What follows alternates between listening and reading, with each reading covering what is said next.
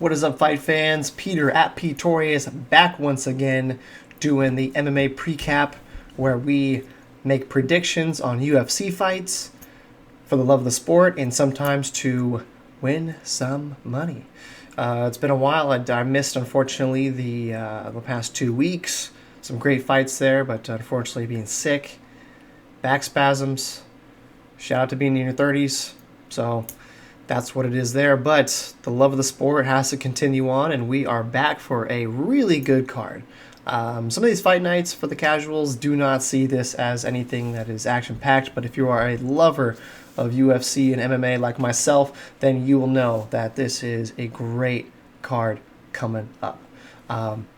So, man, without further ado, I think we should just get it in. Not much else to do, so let's get into it there. We got a stat card, as I was saying, and we're just doing the kind of the main card because a lot of these... Actually, there is some good ones we can go over. Maybe at the end, if there's some mentionables, we can break those down. But let's start in the welterweight division. We have Chidi Njokuani versus Rhys Mckee. This is a very good stand-up fight.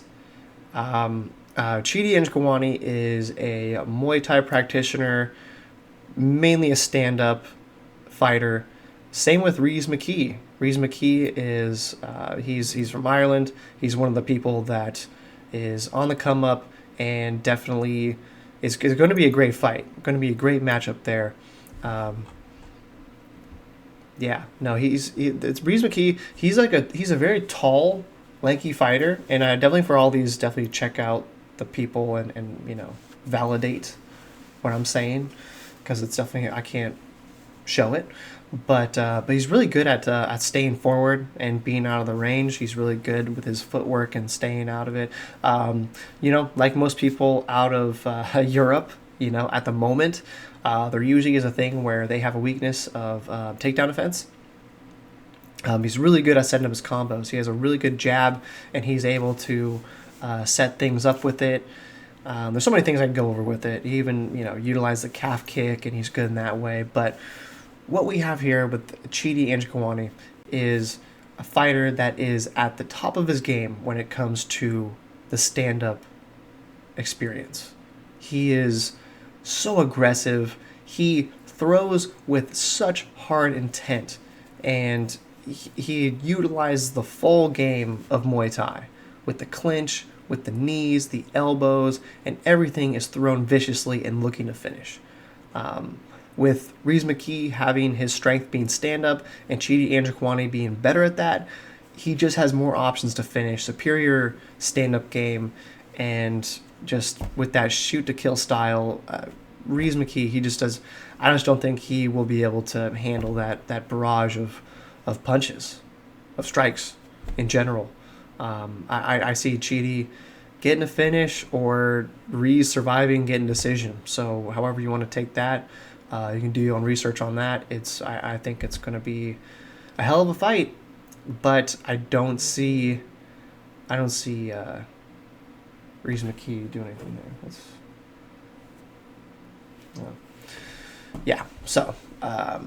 I got Chidi Njokuani. I will go by finish. I'll be bold and say that.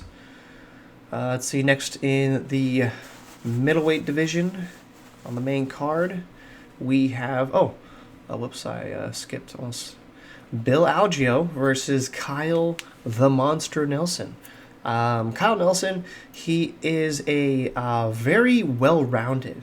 I call him, he's really a jack of all trades, master of none. He has everything covered. He's not afraid to brawl, has good wrestling, picks his shots, and even, he follows through with them. I really like that he has no hesitation when it comes to his combos.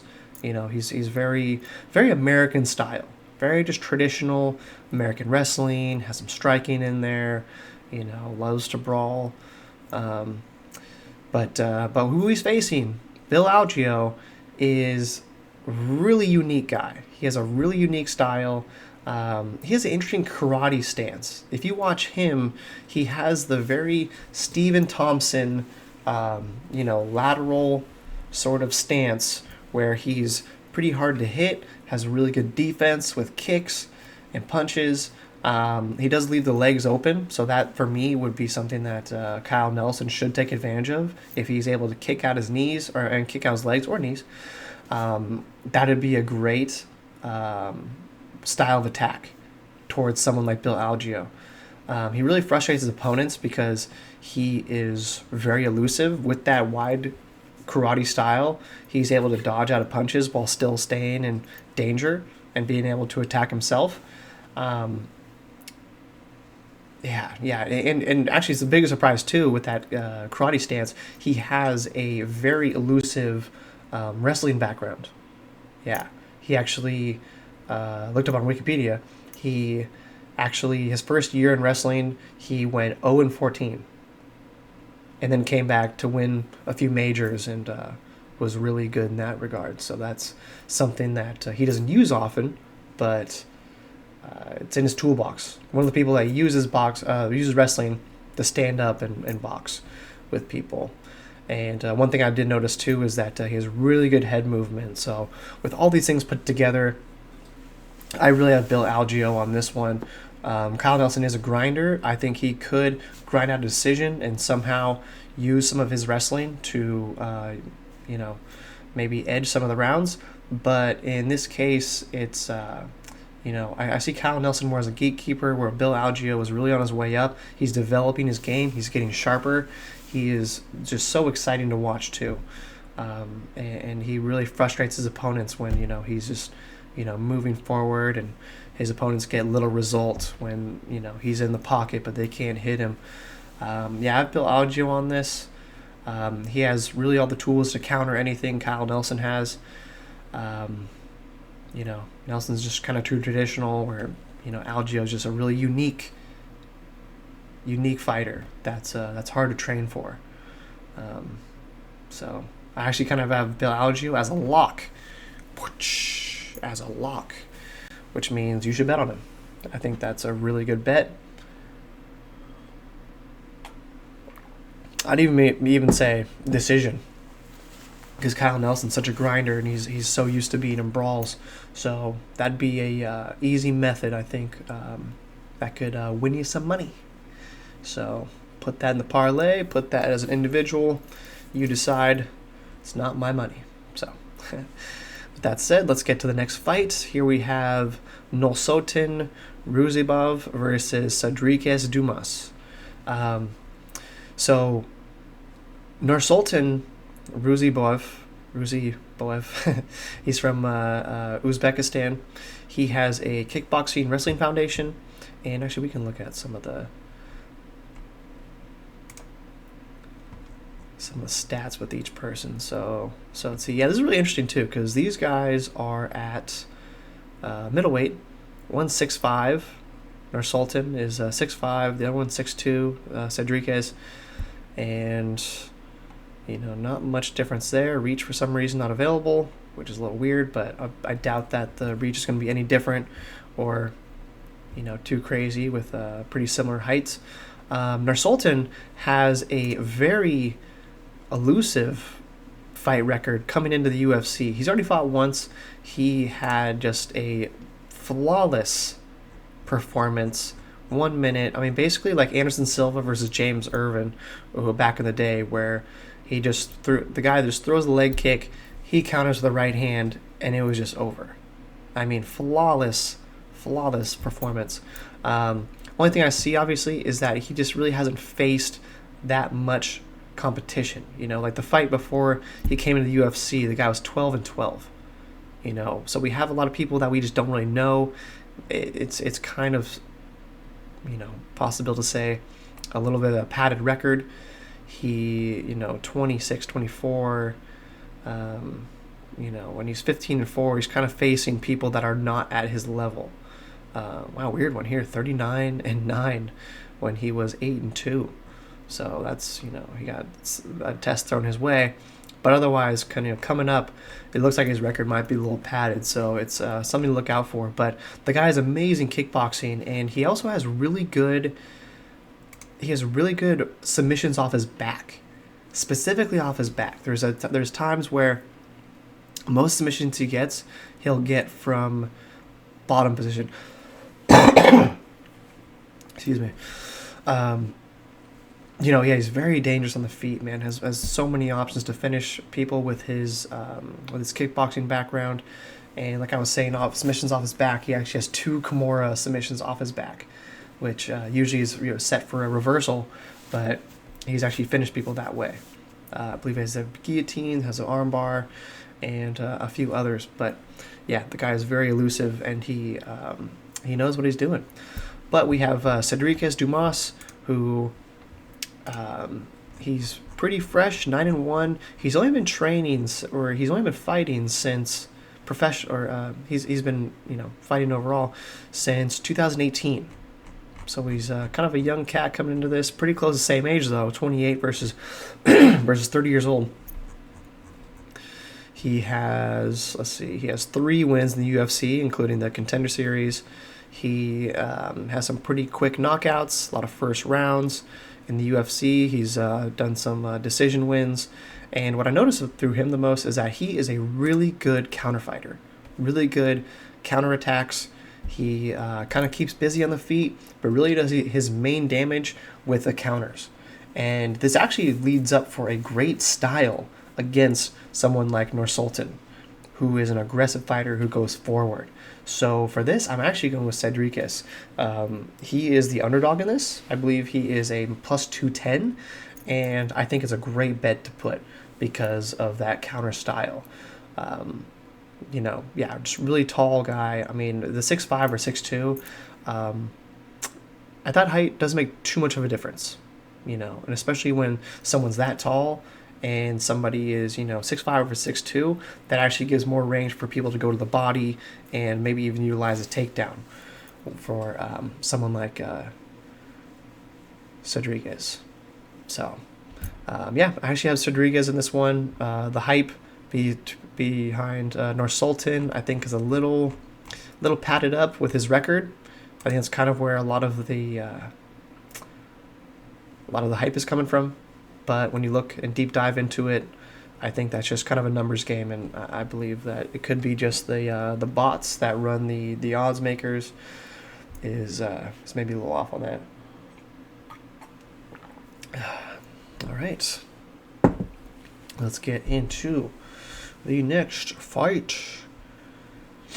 So we have Bruno Silva versus Chris Weidman.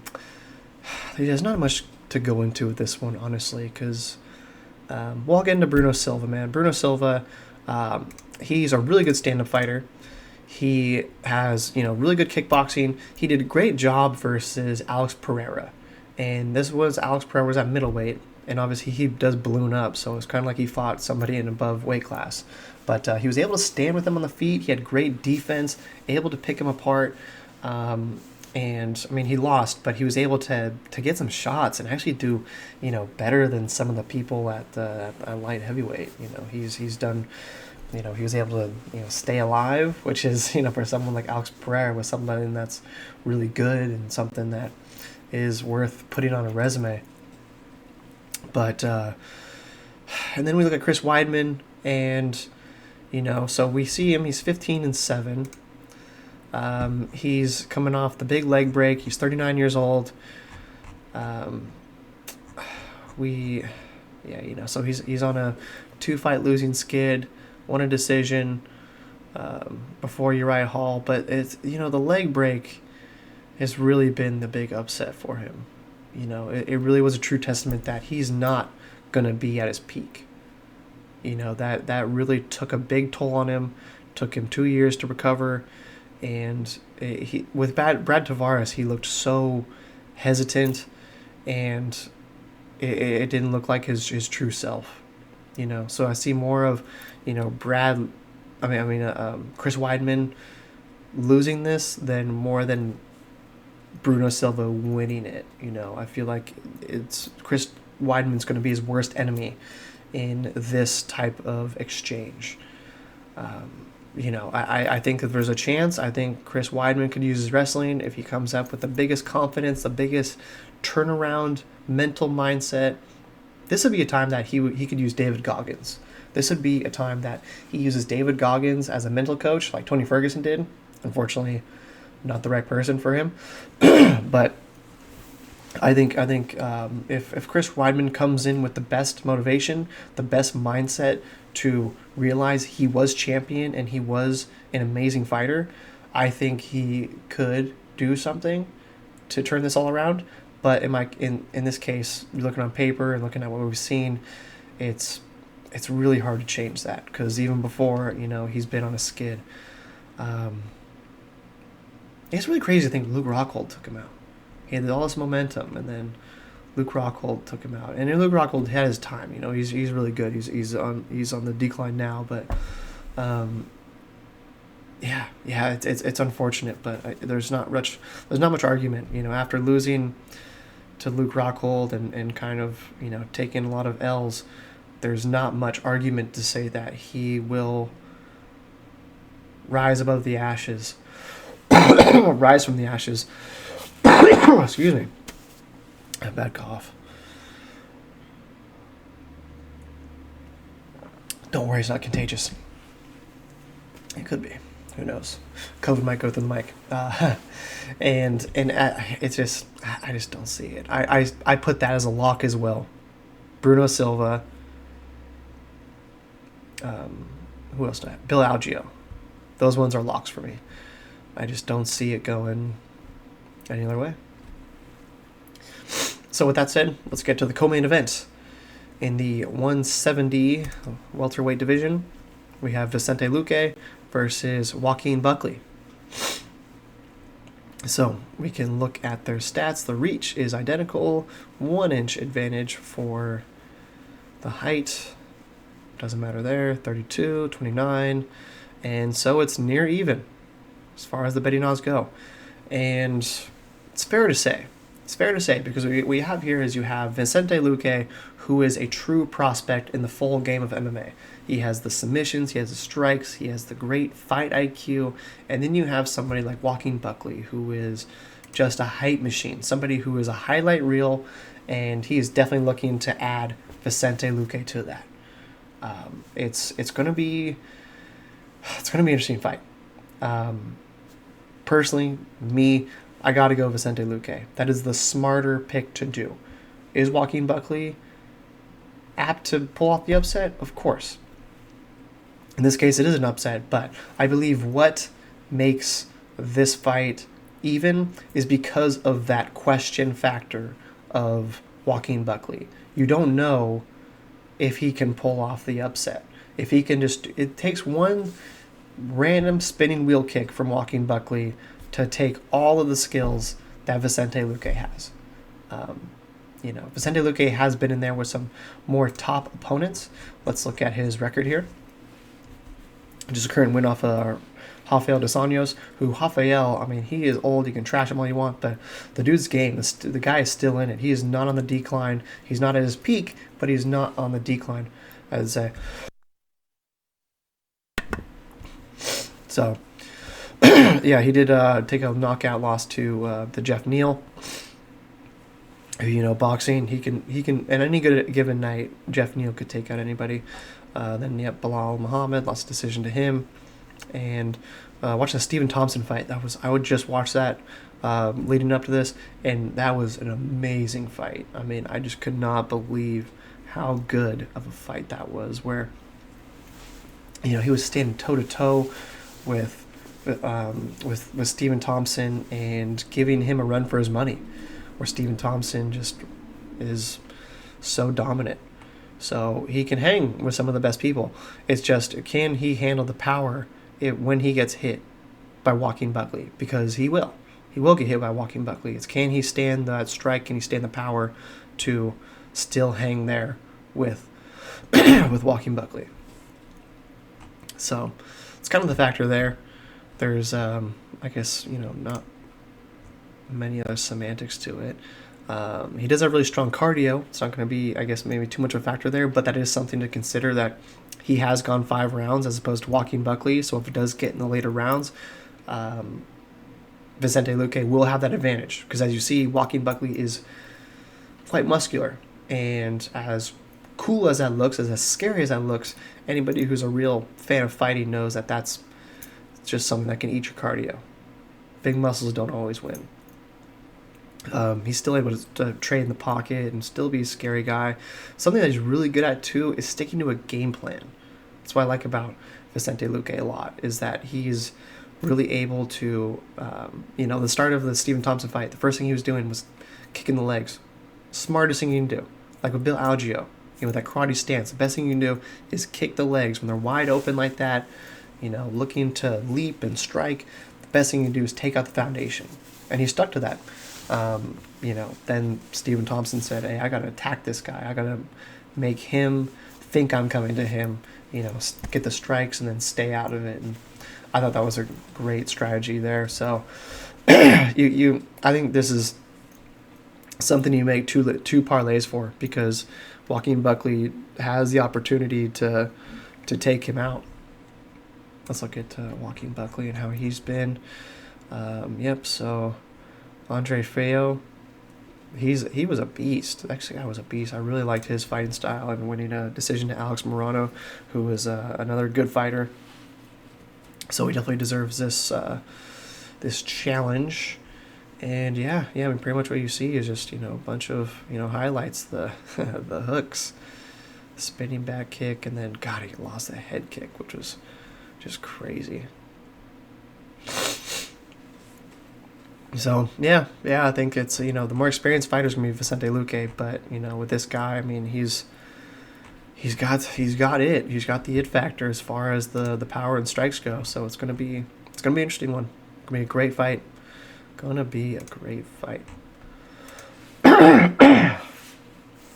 All right, and on to the main event: Erin Blanchfield versus Manon Fiorot. We have a grappler versus striker type of bout right here. Erin Blanchfield is such a savage on the ground, and one thing that's really unique about her is that she uses the strikes or the grappling to finish. She's a really good finisher.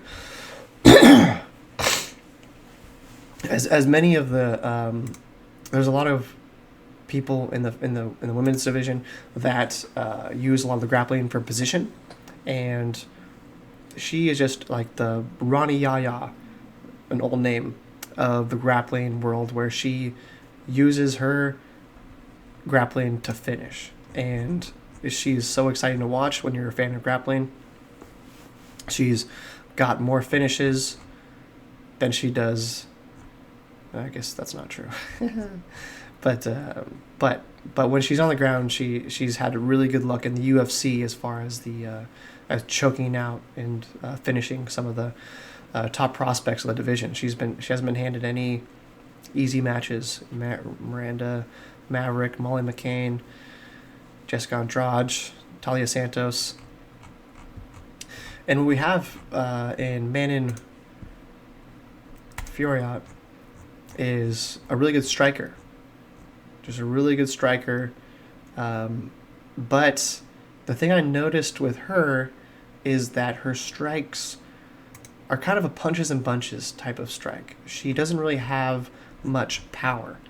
So where you see that a lot of her fights go to decision, that's where the odds sway a little bit. And let's go back to the odds. So she's a favorite, slight underdog. That's what we have there. And something you got to consider, it's unfortunate to say, but a lot of the European style, they just don't have much wrestling.